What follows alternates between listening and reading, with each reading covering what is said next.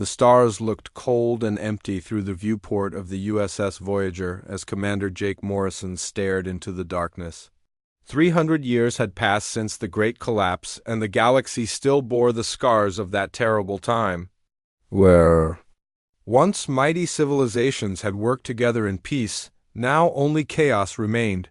Jake rubbed his tired eyes and turned away from the window. His ship was moving through the outer rim, far from the safety of human space. Out here, pirates ruled.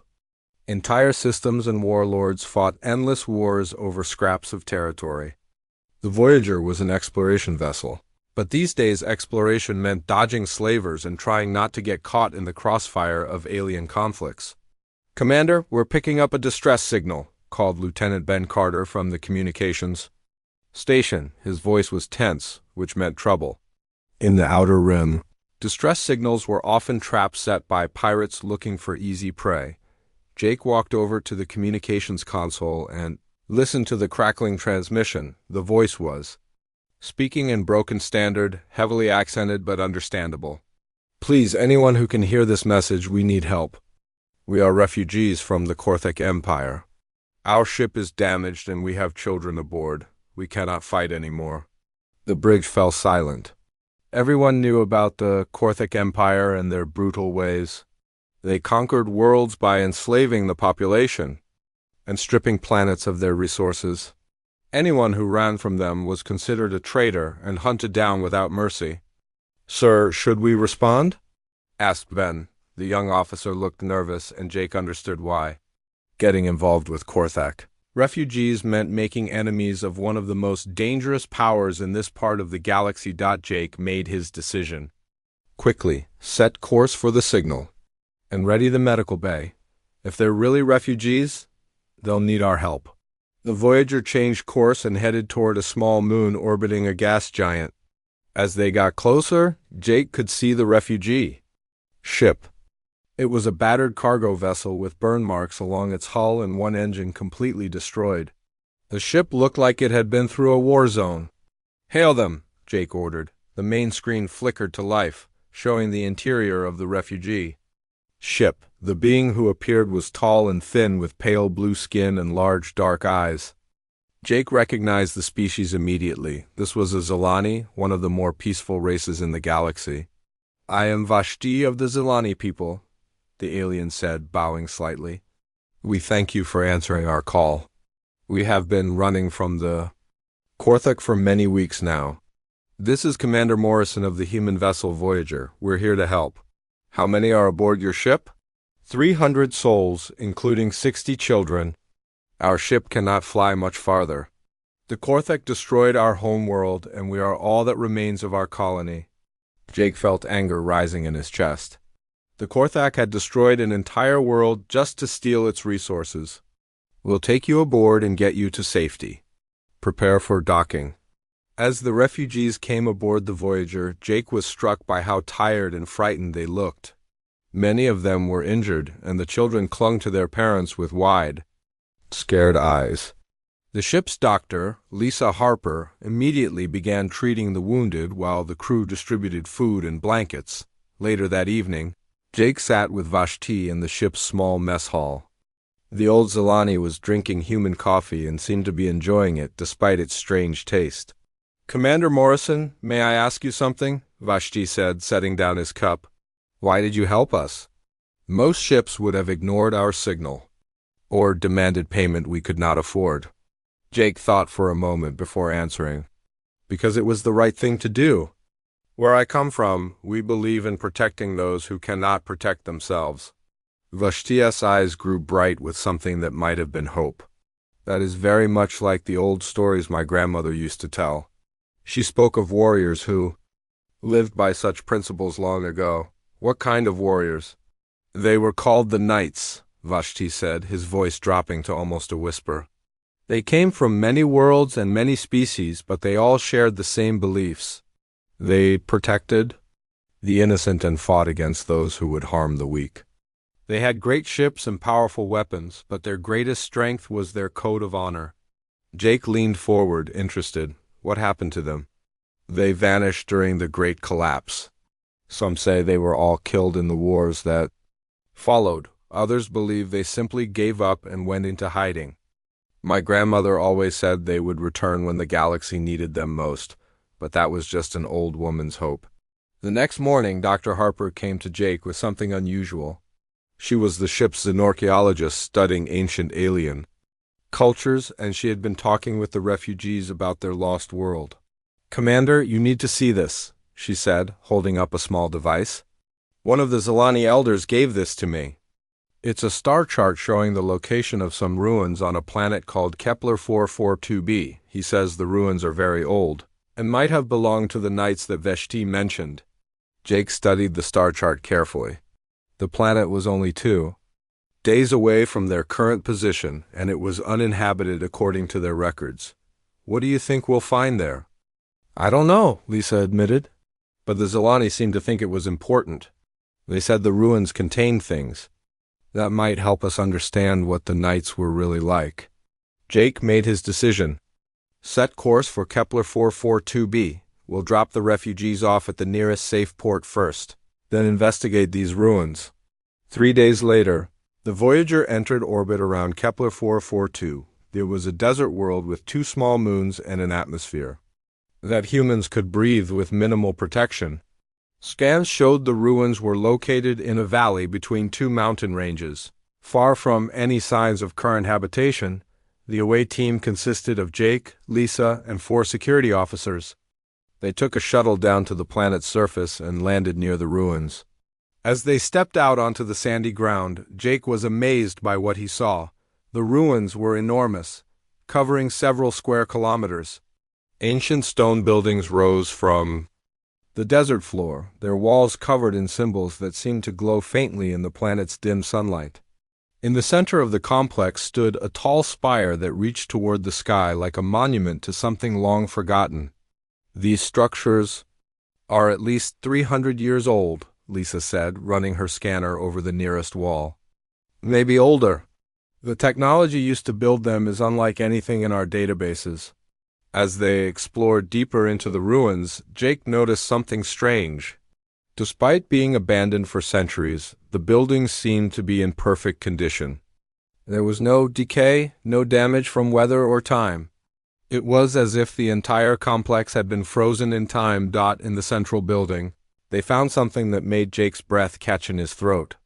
The walls were covered in holographic displays, showing scenes from across the galaxy.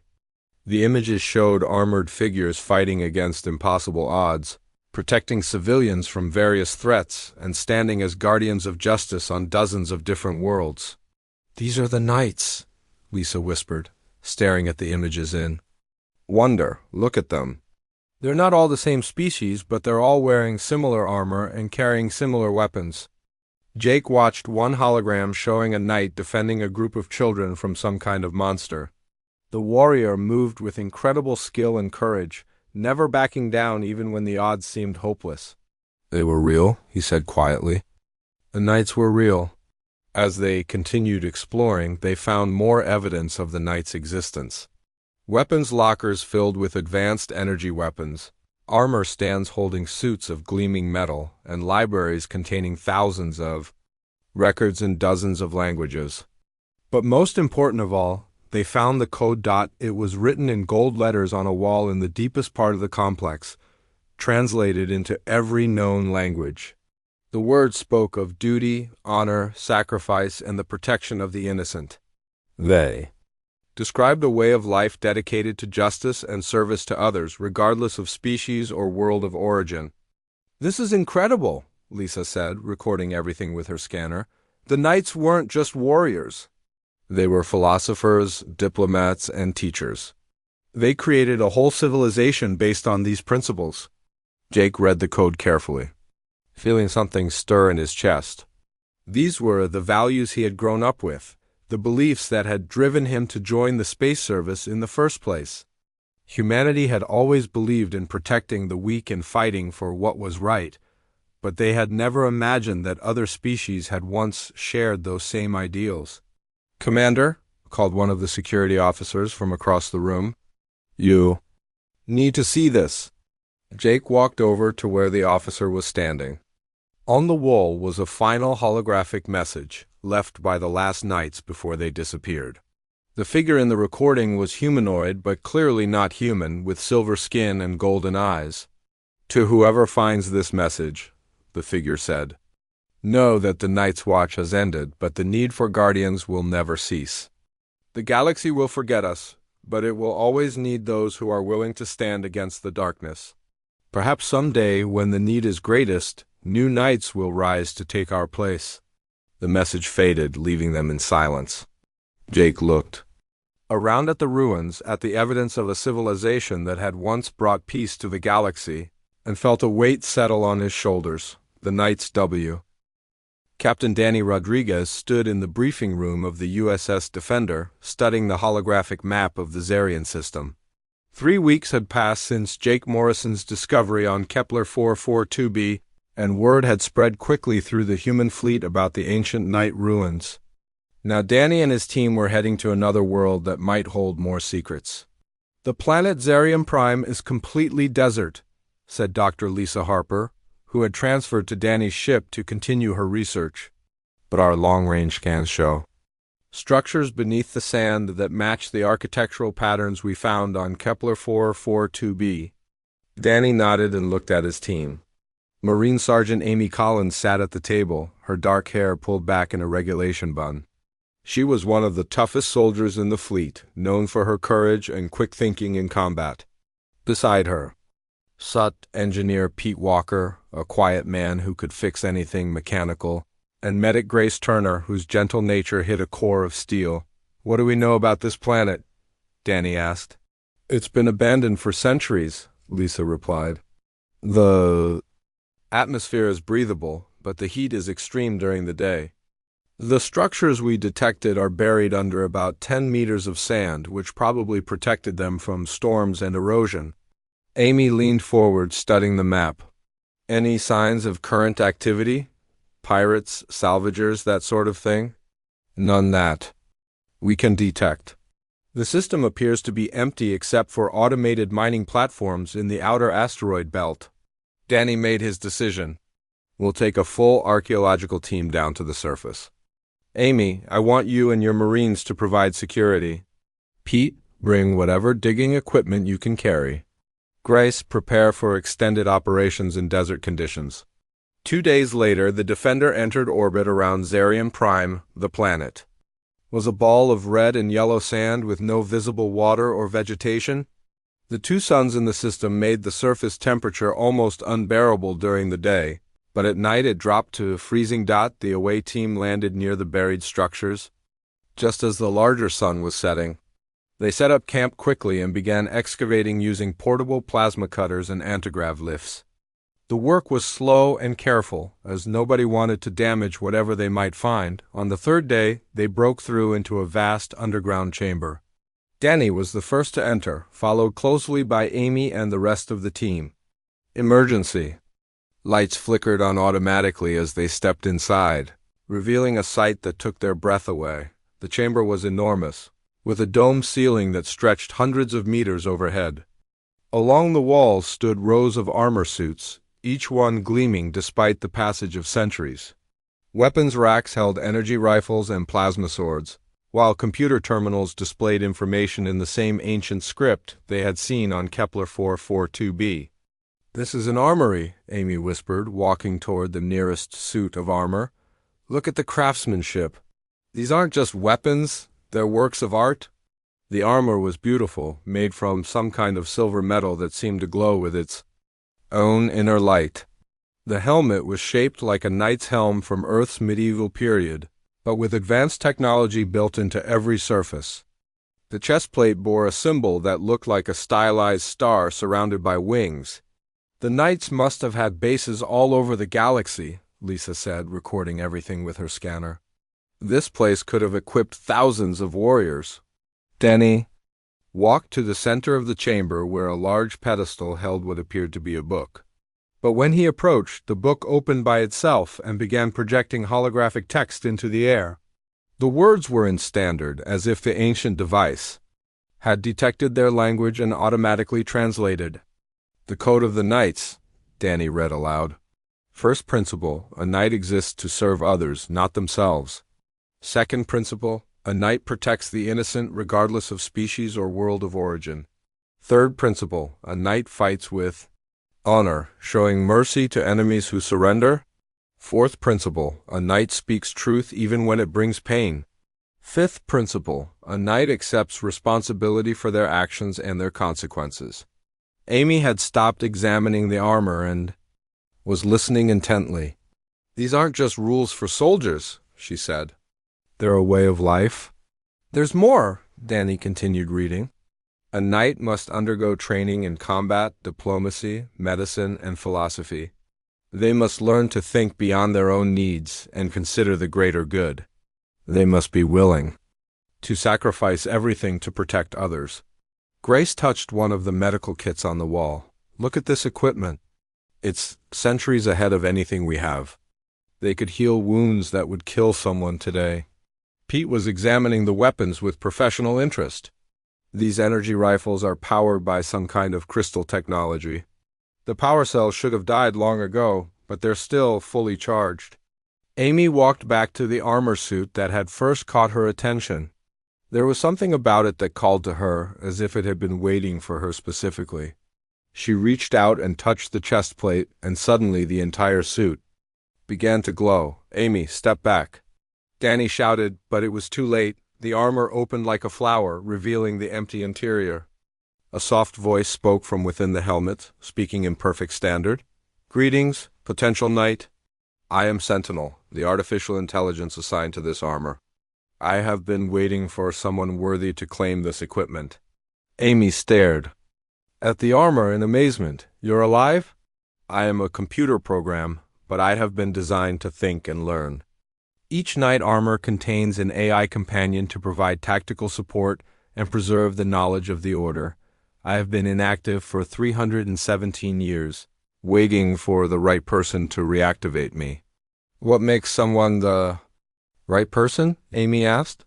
The armor can sense the intentions and character of those who touch it. You have the heart of a knight, Amy Collins. You care more about protecting others than protecting yourself. You have faced danger many times to save your comrades. You understand the meaning of sacrifice. Danny stepped forward carefully. Sentinel, what happened to the knights? They were betrayed by those they trusted. Political leaders who feared their independence, criminal organizations who hated their interference, and military commanders who saw them as a threat to their authority. The knights were hunted down one by one until only a few remained. The last knight's stronghold fell 300 years ago, and the survivors went into hiding. Amy looked at the armor, then at her friends. If I put this on, what happens? You become a knight, Sentinel replied. The armor will enhance your physical abilities, provide tactical information, and connect you to the Knight Network. But, more importantly, you will be bound by the code. You will dedicate your life to protecting the innocent and fighting injustice wherever you find it. The network still exists? Lisa asked excitedly. Yes, though it has been dormant for centuries. When a new knight is sworn in, the network will begin to awaken. Other hidden AI units will start searching for worthy candidates. The Order can rise again, but it will need leaders who understand the true meaning of knighthood. Amy looked at Danny, who nodded slowly. It's your choice, Sergeant, but I think you already know what you're going to do. Amy stepped forward and began putting on the armor. It fit perfectly, as if it had been made specifically for her. The helmet sealed with a soft hiss, and suddenly her vision was filled with information displays and tactical readouts. Welcome to the Order, Knight Collins, Sentinel said. You are now the first knight to be sworn in 3 centuries. The responsibility is great, but you will not face it alone. As Amy stood in the ancient armory wearing knight armor for the first time, she felt a connection to something larger than herself.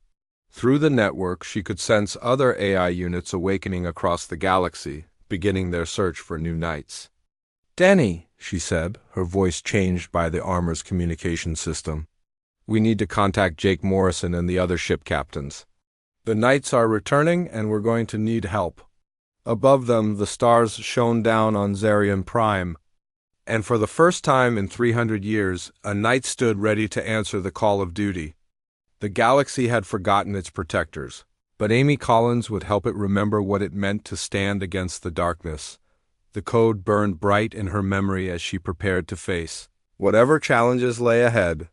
She was no longer just a Marine sergeant. She was a knight, and the innocent of the galaxy were counting on her to keep them safe. Amy Collins stood in the training room of the USS Defender, learning to move in her new knight armor. The suit felt like a second skin now, responding to her thoughts almost before she knew what she wanted to do. Sentinel's voice whispered in her ear, guiding her through combat techniques that had been used by knights for thousands of years. "Your heart rate is elevated," Sentinel observed as Amy practiced with an energy sword. "You are trying too hard." "The armor amplifies your natural abilities, but you must trust it to work with you, not against you." Amy took a deep breath and relaxed her shoulders. The next time she swung the sword, it moved like lightning, cutting through the practice target. With ease. "Better," she said, wiping sweat from her forehead. "Much better. You are learning quickly, Knight Collins. But remember, the sword is only a tool. Your true strength comes from your commitment to the code." Pete Walker entered the training room carrying a tablet full of technical data. "Amy, I've been studying the armor systems. The technology is incredible. The power source should last for centuries, and the shields can stop almost any weapon. But there's something else. The armor can interface with our ship's systems and improve their performance." Amy nodded, still catching her breath from the training session. "What about the other suits in the armory?" "That's the problem. Most of them are locked. Sentinel says they'll only open for people who meet the knight requirements. We've tested everyone on the ship, but the armor won't activate for anyone else." Grace Turner walked in, looking tired but excited. "I've been studying the medical systems in the knight armor. They can heal injuries that would normally be fatal. But more than that, they can enhance a person's natural healing abilities permanently. Amy, your body is already starting to change." "Change? How?" Amy asked, concerned. "You're stronger, faster, and your reflexes are better than any human should be. The armor isn't just protecting you, it's improving you." Danny Rodriguez joined them, his face serious. "We just received a priority message from Command. The Korthic Empire is attacking the Moran Federation again. They're targeting civilian colonies this time, and the Moran military can't stop them." Amy felt something stir in her chest at the mention of innocent civilians under attack. Through the night network, she could sense the suffering of thousands of people across the galaxy. "How far away are the attacks?" 3 days at maximum speed. "But Amy, Command wants us to avoid getting involved. They say it's not our fight." Amy looked at her friends, then at the night code displayed on the wall screen. "Sentinel, what would the Knights have done?" "The Knights would have gone immediately to help the innocent, regardless of political considerations. The code is clear: protect those who cannot protect themselves." Danny ran his hand through his hair. "If we go, we'll be disobeying direct orders from Earth Command. That could mean court-martial for all of us." "Then we'll face that when the time comes," Amy said firmly. "But I won't let innocent people die while I have the power to save them." Pete grinned. "I've been wanting to test the armor's combat systems anyway. And Grace, you always said you became a medic to help people. Well, here's your chance to help a lot of people." Grace nodded without hesitation. "I'm in. We took an oath to serve and protect. That doesn't just apply to humans." Danny looked at his crew, proud of their courage but worried about the consequences. "All right, but we do this carefully. We're not going to win a war by ourselves, but maybe we can save some lives." The Defender changed course and headed toward the Moran Federation at maximum speed. During the journey, Amy continued her training, while Pete worked on upgrading the ship's systems with night technology. Grace studied the medical files that Sentinel provided, learning healing techniques that had been lost for centuries. On the second day of their journey, they intercepted a desperate transmission from a Moran colony ship. The vessel was carrying 50,000 civilians, including women and children, fleeing from a Korthic attack. But 3 Korthic warships had caught up with them and were preparing to board. They're using the civilians as slaves, Danny said, grimly as he studied the tactical display. The Korthic Empire has been raiding colonies for workers to build their war machines. Amy felt anger burning in her chest. How long until we reach them? 6 hours at current speed? But the Korthic ships will have boarded by then. Then we need to go faster. Amy walked to the engine room where Pete was working. Is there any way to increase our speed? Pete looked up from the power coupling he was adjusting. Not without burning out the engines. We might get there in 4 hours, but we'd be dead in space afterward. The armor has emergency power systems, Sentinel said. I can transfer power from the night systems to the ship's engines. It will drain my reserves, but it might work. Amy didn't hesitate. Do it. The ship lurched forward as power from the night armor flowed into the engines. The Defender shot through space faster than it had ever moved before. Racing toward the doomed colony ship, they arrived just as the Korthic boarding parties were breaking through the colony ship's hull. The civilian vessel was massive but slow, designed for carrying people rather than fighting. The 3 Korthic warships were smaller but heavily armed, their dark hulls bristling with weapons. This is insane, Danny muttered as he studied the odds, 3 against 1, and their ships are military grade. We have something they don't, Amy said, checking her weapons. We have the right cause. The Defender dropped out of hyperspace right between the Korthic ships and the colony vessel. Danny opened communications on all frequencies. Korthic vessels. This is the human ship Defender. Release the civilian ship and withdraw immediately. The response was immediate and hostile. Human ship, you are interfering in Korthic business. Leave now or be destroyed. I don't think so, Amy said, sealing her helmet. Danny, get me as close to their lead ship as possible. Amy, what are you planning? Something that would make the old knights proud. Amy launched herself from the Defender's shuttle bay, using the armor's built-in thrusters to fly through space toward the nearest Korthic ship. Energy blasts flew past her as the enemy tried to shoot her down, but the armor shields held strong. She landed on the hull of the Korthic vessel and used her energy sword to cut through the armor plating. The ship's atmosphere rushed out as she entered, but her suit kept her alive in the vacuum.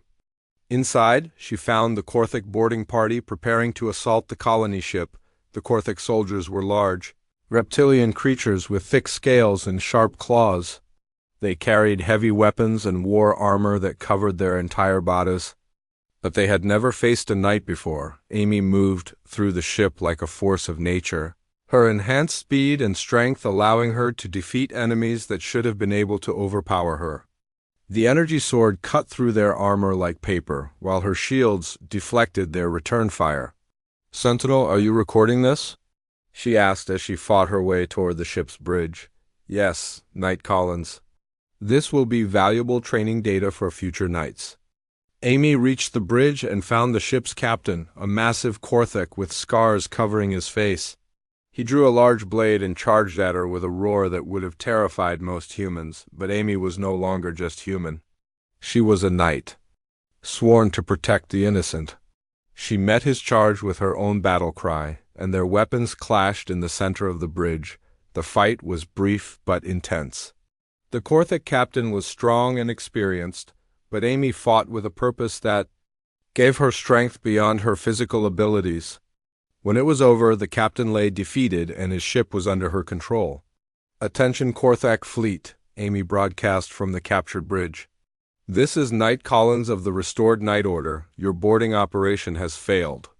Release the civilian ship immediately or face the consequences. The other 2 Korthic ships hesitated, unsure what to do. They had never heard of knights, but they had seen their flagship captured by a single warrior. After a long moment, they began to withdraw. Amy watched them go, then turned her attention to the colony ship.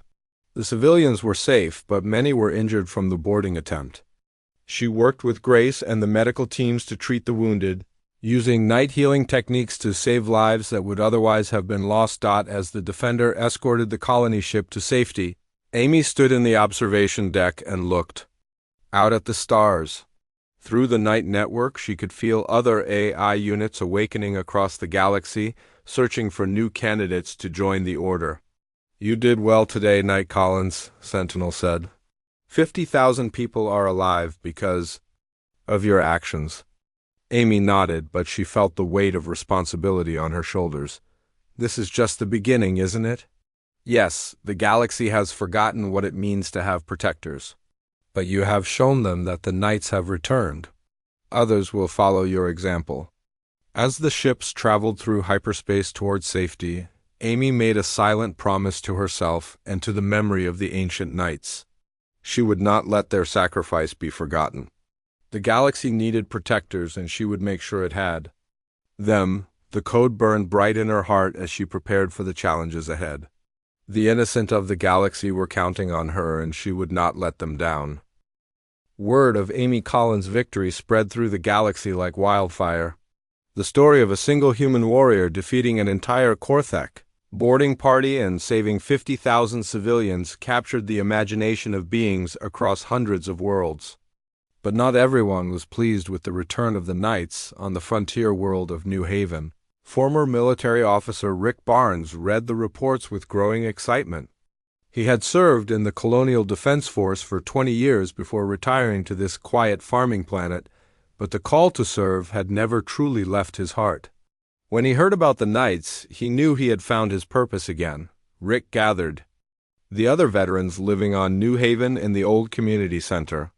There were 12 of them, men and women who had served in different conflicts across human space.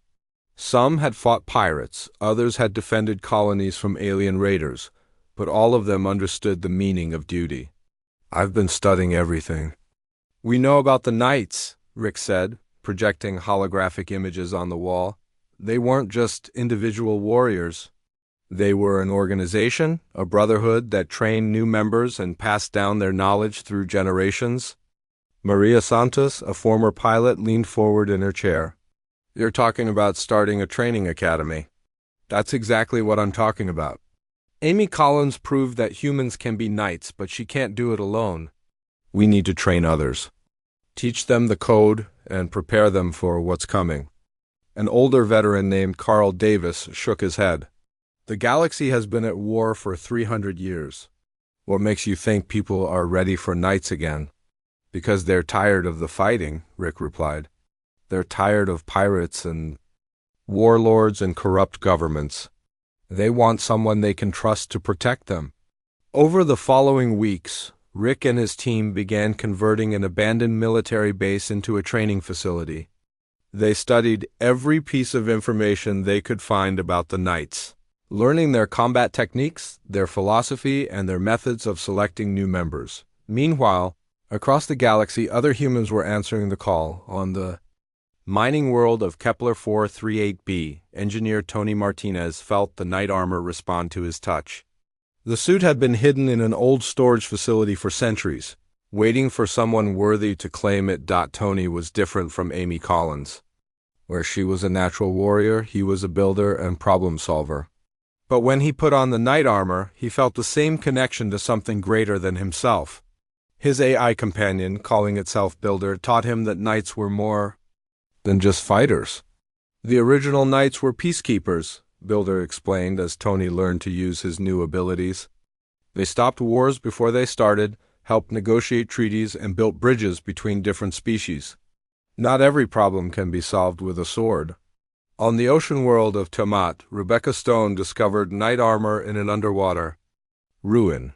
She had been a marine biologist before the war came to her world, but she had learned to fight when her people needed defenders. The armor called to her sense of justice and her desire to protect the innocent, Rebecca's AI companion called Depth, taught her about the Knights' role as guardians of the environment. The Knights understood that protecting people meant protecting the worlds they lived on. They fought against those who would poison planets or strip them of life for profit. As more humans became Knights, they began to coordinate their efforts. Amy Collins took on the role of field commander, leading missions to rescue civilians and stop immediate threats. Tony Martinez worked on building the infrastructure the new Knights would need, establishing safe houses and communication networks. Rebecca Stone focused on protecting worlds from environmental destruction, but their growing success attracted dangerous attention. The Syndicate, a criminal organization that controlled several sectors, saw the Knights as a threat to their operations. The Syndicate made their money through slavery, drug trafficking, and illegal weapons sales. They had no interest in justice or protecting the innocent. Zara Vex, the leader of the Syndicate, called a meeting of her top lieutenants on the space station Blackwater. The station was hidden in an asteroid field, far from any legitimate government oversight. Here, criminals from across the galaxy came to trade in things that were illegal everywhere else. "These so-called Knights are becoming a problem," Zara said, her cybernetic eye glowing red in the dim light. "They've already cost us 3 slave ships and a weapons shipment. If we don't stop them soon, they'll destroy our entire operation." Commander Voss, her chief enforcer, nodded grimly. "My sources say they have at least 6 active Knights now, maybe more. They're coordinating their attacks and sharing information." "Then we need to hit them before they get any stronger," Zara replied. "Find their base of operations and destroy it. Kill the Knights if you can, but make sure the galaxy knows what happens to those who interfere with the Syndicate." The Syndicate's first major attack came without warning. A fleet of pirate ships struck the supply convoy that was carrying equipment to Rick Barnes' training academy on New Haven. The pirates were brutal and efficient, destroying the escort ships and capturing the cargo vessels, but they made one mistake. They took prisoners instead of killing everyone immediately. Among the captured crew was Lieutenant Sarah Kim, a young officer who had been studying the Night Code.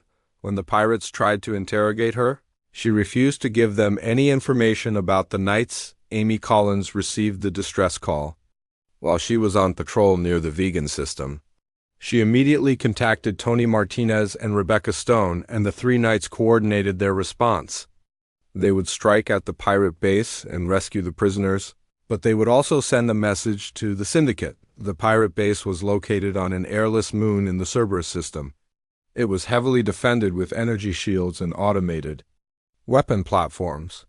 The pirates thought they were safe from retaliation, but they had never faced Knights before. Amy led the assault, using her enhanced speed and strength to breach the base's outer defenses. Tony followed close behind, his engineering skills allowing him to disable the security systems and open a path for the rescue team. Rebecca coordinated the evacuation of prisoners while fighting off pirate reinforcements. The battle was fierce, but brief. The pirates were skilled fighters, but they were motivated only by greed and fear. The Knights fought with a higher purpose, driven by their commitment to protecting the innocent. When it was over, the pirate base was destroyed and 63 prisoners had been rescued, but the victory came at a cost. During the fighting, Amy discovered something that made her blood run cold. The pirates had been experimenting on some of their prisoners, trying to create super soldiers using stolen alien technology. The experiments had failed, but the evidence showed that the Syndicate was willing to do anything to gain an advantage.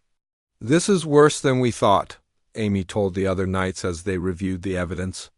"The Syndicate isn't just another criminal organization. They're trying to build an army." Tony studied the captured data files. These experiments were funded by someone with access to advanced technology and unlimited resources. The Syndicate has powerful backing. Rebecca looked at the medical reports on the rescued prisoners. Some of these people will never fully recover from what was done to them. We need to make sure this never happens again. Amy felt the weight of responsibility settling on her shoulders. The Knights were no longer just rescuing individuals or stopping small raids. They were fighting against an enemy that threatened the entire galaxy. "We need more Knights," she said finally. "Rick Barnes is doing good work on New Haven, but we need training centers on dozens of worlds. We need to find every piece of Knight equipment that's still hidden out there. The galaxy is watching us," Tony added. "After today, everyone will know that the Knights are back. Some will see us as heroes, others as threats. We need to be ready for both." As the Knights prepared to leave the destroyed pirate base, Amy looked out at the stars and felt the network connecting her to other potential Knights across the galaxy. The armor was awakening on new worlds. Calling to those who had the courage to answer, the syndicate had made their first move against the Knights, but it would not be their last. The criminal organization had vast resources and powerful allies, but the Knights had something more valuable. They had the support of ordinary people who were tired of living in fear. Amy sealed her helmet and prepared for the journey ahead. The galaxy had forgotten its Knights, but they were remembering now. And this time they would not be destroyed by those who profited from chaos and suffering.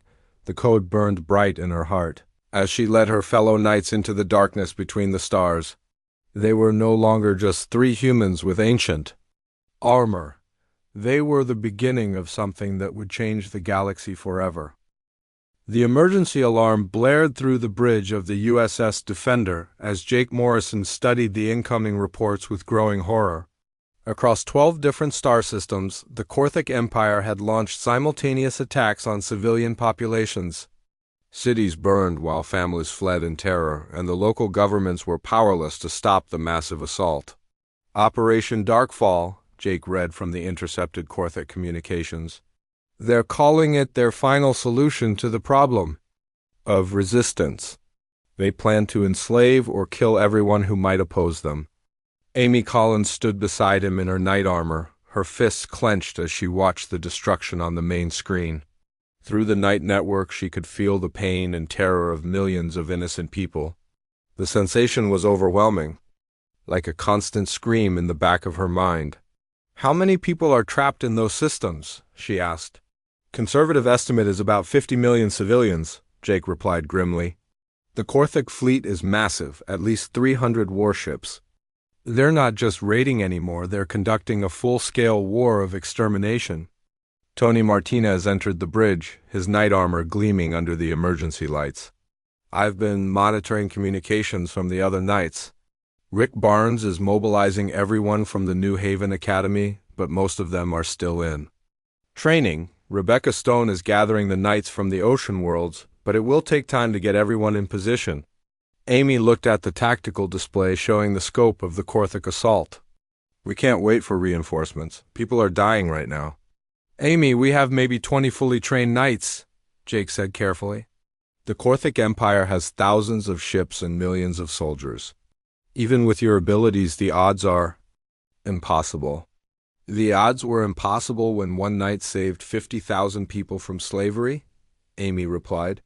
The odds were impossible when 3 knights destroyed a pirate base and rescued 60 prisoners. We've been beating impossible odds since we started.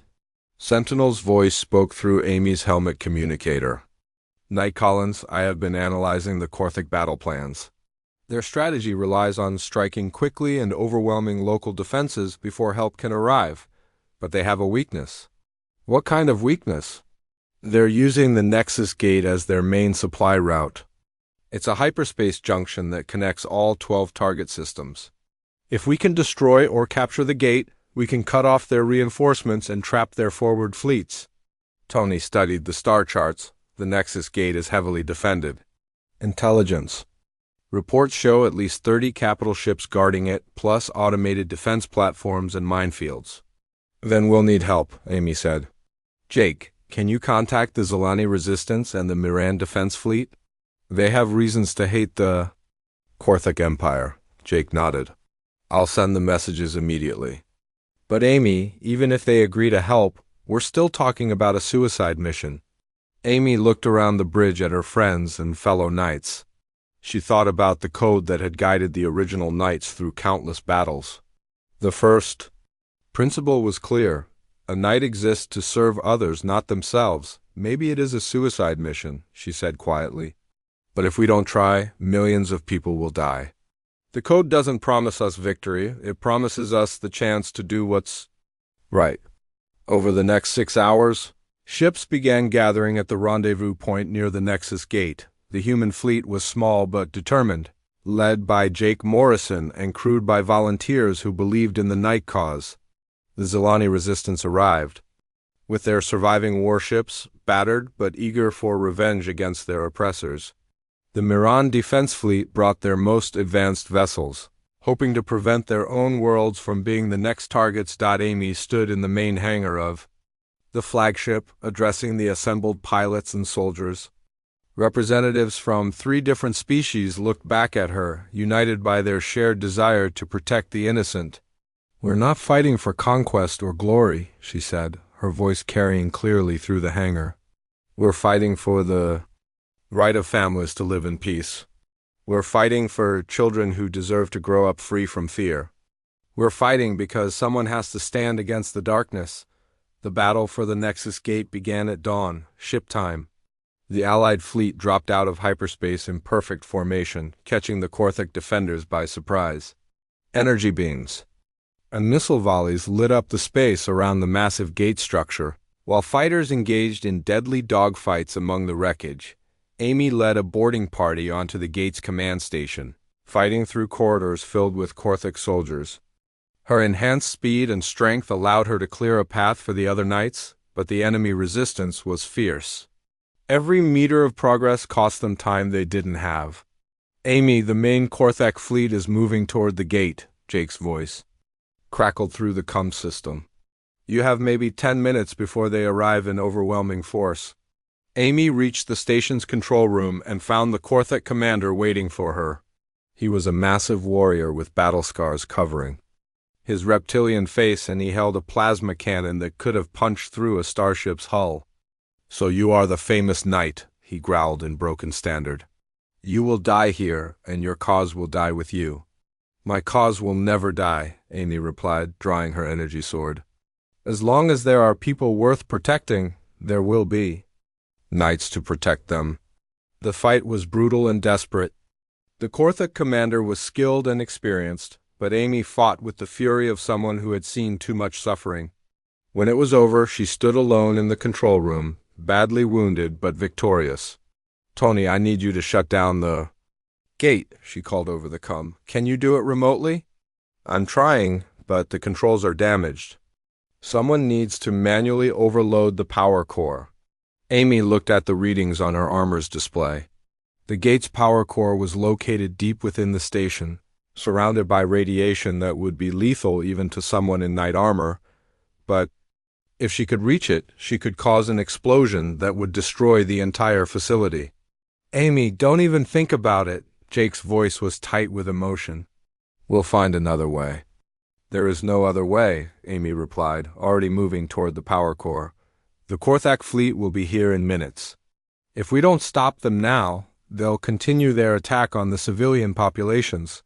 As Amy made her way through the station's corridors, she thought about the journey that had brought her here. 6 months ago, she had been a simple Marine sergeant. Now she was a knight, carrying the hopes of millions of people across the galaxy. She reached the power core chamber and began the overload sequence. The radiation levels were already climbing, but her armor's medical systems were keeping her alive. She had maybe 2 minutes before the damage became irreversible. "Amy, the evacuation ships are clear," Rebecca's voice came through the comm. "The civilian population from 3 systems has been successfully evacuated thanks to your sacrifice." Amy smiled inside her helmet. That was what mattered. Not her own life, but the lives of the innocent people she had sworn to protect. The code had demanded everything from her, and she had given it willingly. "Tell the others," she said, her voice already weakening from the radiation poisoning. "Tell them that the knights will never abandon the innocent. Tell them that as long as there are people worth saving, there will be heroes willing to save them." The power core reached critical mass and exploded, taking the entire gate station with it. The blast cut off the Korthik fleet's supply lines and trapped their forward forces in enemy territory. Operation Darkfall had failed, and millions of lives had been saved, but the victory came at a terrible cost. Amy Collins, the first knight of the New Order, had given her life to protect others. Her sacrifice echoed through the Knight Network, inspiring others to take up the cause she had died for across the galaxy. Ordinary people heard the story of the knight who had saved millions by sacrificing herself. They began to understand that the knights were not just warriors, but guardians who would give everything to protect the innocent.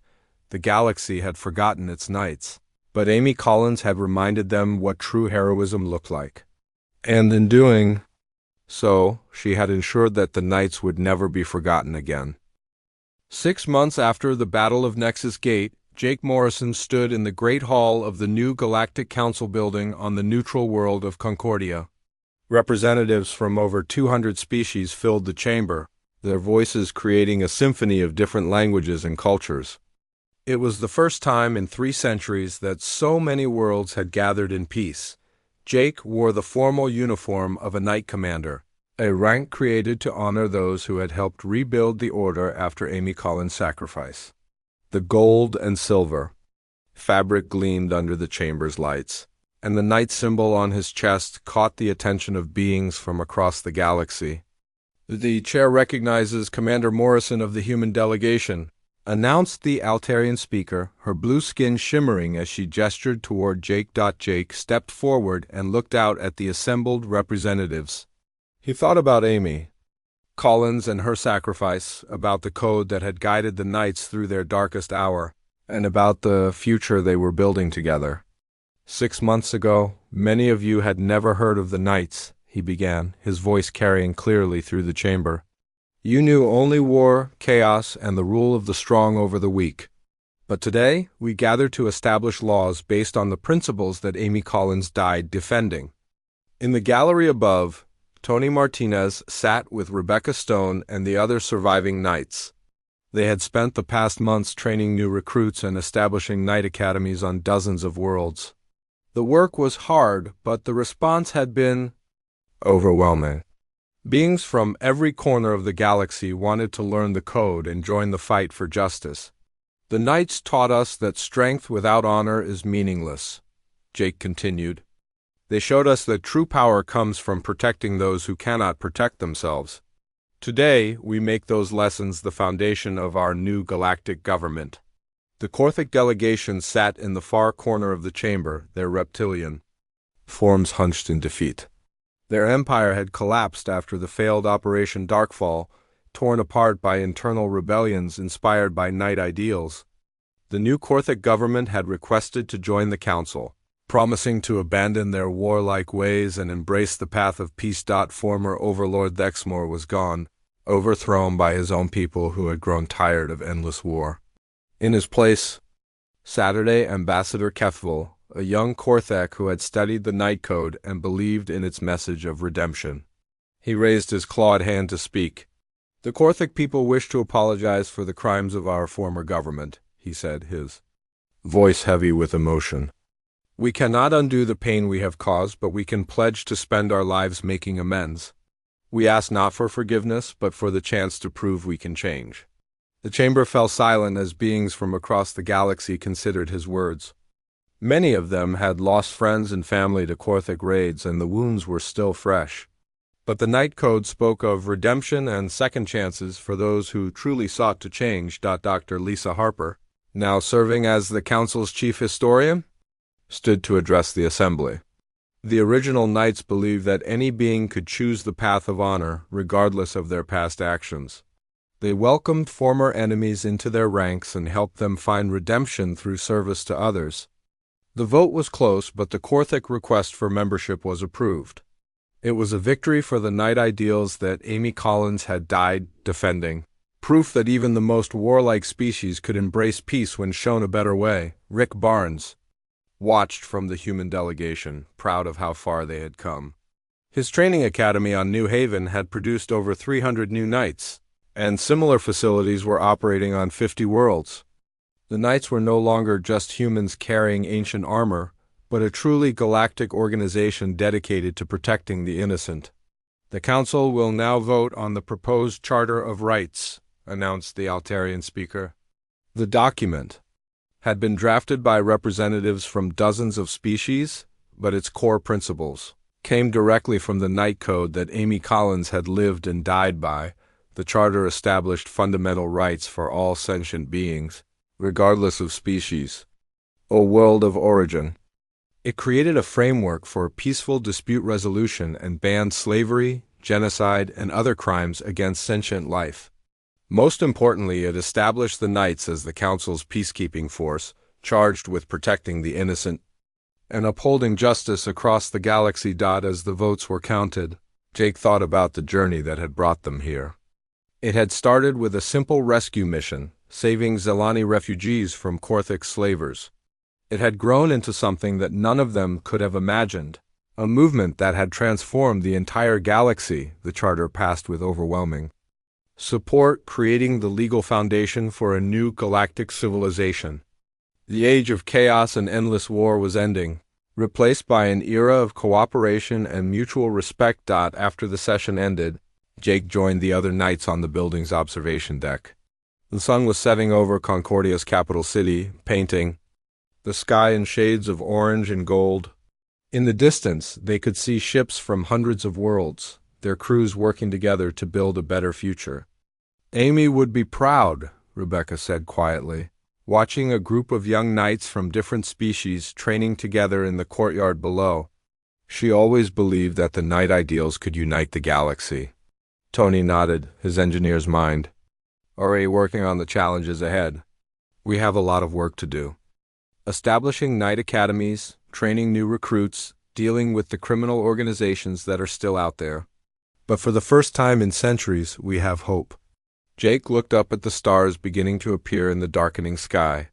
Somewhere out there, night patrols were protecting trade routes, rescuing disaster victims, and stopping conflicts before they could turn into wars.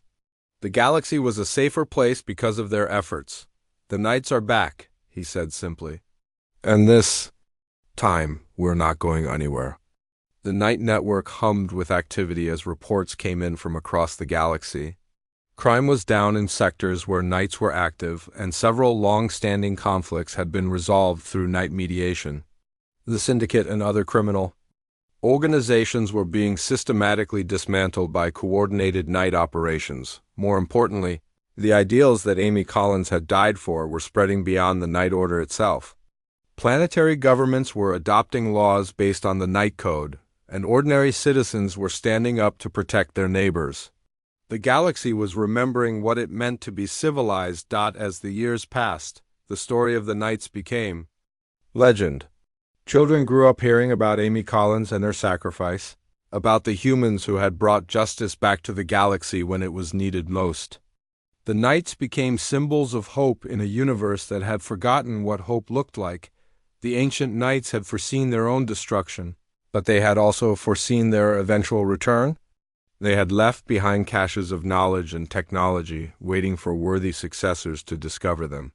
Humanity had proven worthy of that trust, and in doing so had earned their place as the moral leaders of a reborn galactic civilization. The galaxy had forgotten its knights, but it would never forget them again. The code that Amy Collins had died defending was now written into the fundamental laws of galactic society. The principles of honor, justice, and protection of the innocent had become the foundation of a new age of peace and prosperity. As Jake watched the stars shine down on Concordia, he felt the presence of all the knights who had come before, both ancient and modern. They had kept the flame of justice burning through the darkest times, and now that flame would light the way forward for generations to come. The knights were eternal, their ideals timeless, and their watch would never end. The galaxy was in good hands, protected by guardians who understood that true strength came not from power, but from the willingness to use that power in service of others. The age of chaos was over. The age of the knights had begun.